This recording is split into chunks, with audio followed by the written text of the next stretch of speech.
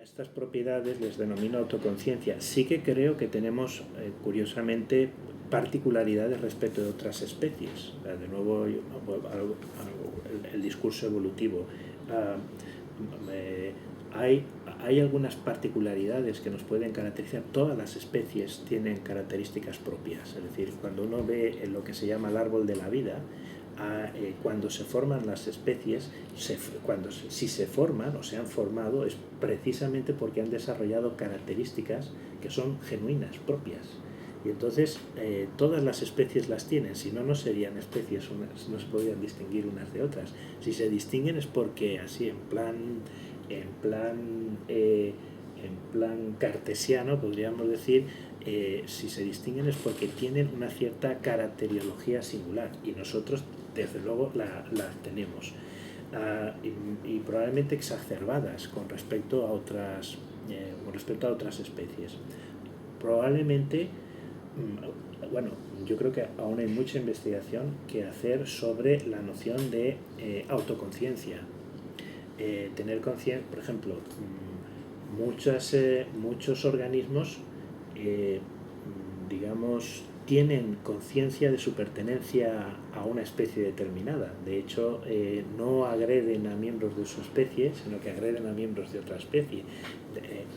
Uno puede decir que son mecanismos más o menos innatos, establecidos, que les llevan a saber o a reconocer quién es de su especie. Por ejemplo, con quién te apareas.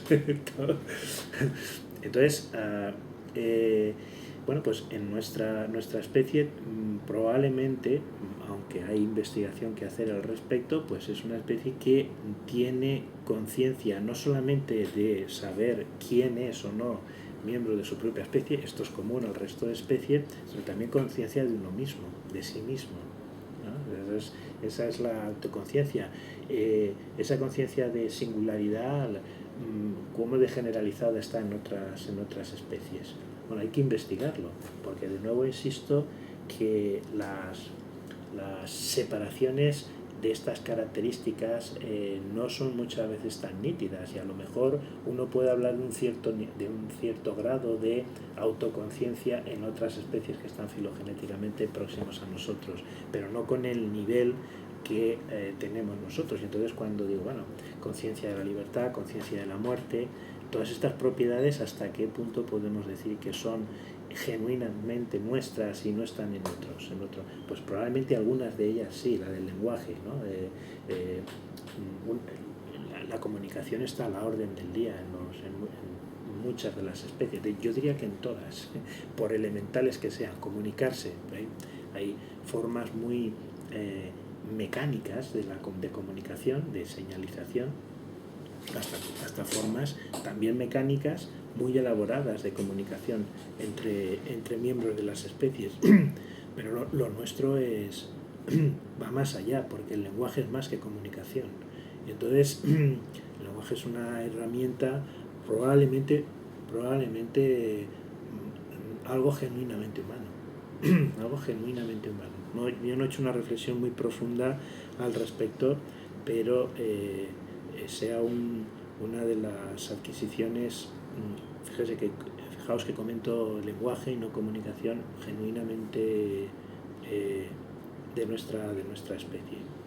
Entonces, en esta dinámica del devenir de lo vivo, pues se ha dado la circunstancia de en nuestra especie evolucionar características que son particular o genuinamente propias, y desde luego una muy importante es esta de la autoconciencia, y estas otras propiedades, las que hago referencia, que están relacionadas con ella. Entonces, claro, es un arma de doble filo, ¿no? Como comenta también Dawkins, esto es un tema muy interesante, es el tema de los... dicen, bueno, esto es un buen engendro de la evolución, el de la autoconciencia, para salvar a esos replicadores que llevamos las especies, que son los genes. Entonces, el mensaje de Dawkins es que es un buen invento buen invento evolutivo el de los genes, el haber creado entes que tienen capacidad digamos, de pensar o de pensarse como seres propios, como buenos sistemas para permitir la transmisión de los replicadores que llevamos dentro, que son nuestros propios genes. Entonces, en el gen egoísta, Dawkins habla precisamente de este tema, ¿no? De que somos víctimas, o digamos somos esclavos de nuestros propios genes, y lo bueno es que no estamos dispuestos a reconocerlo, porque se ha generado en nosotros esa propiedad que está por encima de ellos aparentemente, que es la autoconciencia, ¿no?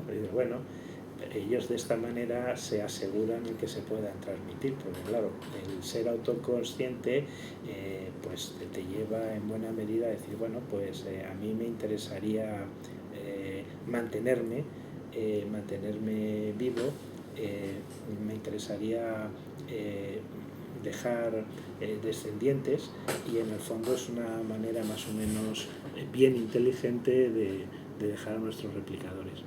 No tengo muy claro si esto es una buena tesis, desde luego no hay medio aún de probar esto que estoy comentando, pero bueno, tiene una cierta racionalidad.